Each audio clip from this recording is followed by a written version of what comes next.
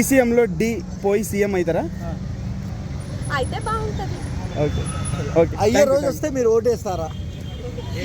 అదే ఏపీ కాదు కదా, మనం తెలంగాణ ఏపీ కాదని. ఇద్దట్లో ఎవరి పాలన బాగా నచ్చింది? పవన్. ఆబ్వియస్లీ పవనే.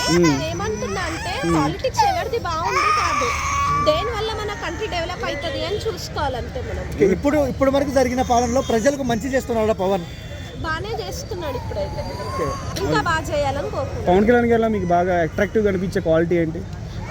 వాక్చాతుల్యం, బాగా మాట్లాడతారు, అట్రాక్ట్ చేసేస్తారు జనాలని. అవునా?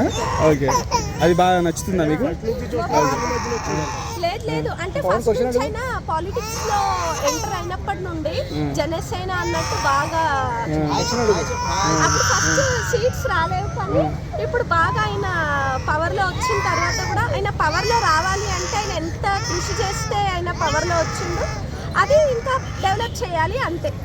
డిప్యూటీ సీఎం ఒరిజినల్ సీఎం అవ్వాలనుకుంటున్నారా మీరు?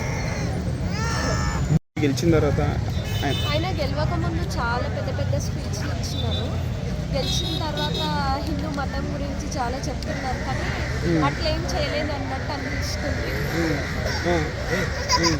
ఓన్లీ వీళ్ళు ఎలా అంటే ఒక రిలీజియన్ బేస్డ్ పైన పాలిటిక్స్ నడిపిస్తున్నట్టు అనిపిస్తుంది.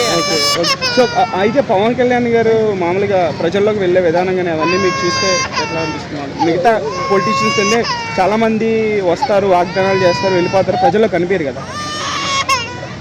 ఇంకా ఆయన ఆబ్వియస్లీ మూవీ స్టార్ కాబట్టి ఆయన ఫ్యాన్ ఫాలోయింగ్ కూడా ఎక్కువ ఉంది, దానిలాగానే ఆయన చేస్తున్నారు, చేయలేదు కానీ రిలీజియస్ ఎక్కువ అనిపించింది నాకు. Okay, religious kind of politics అనిపిస్తుందా? జగన్ పవన్ మీకు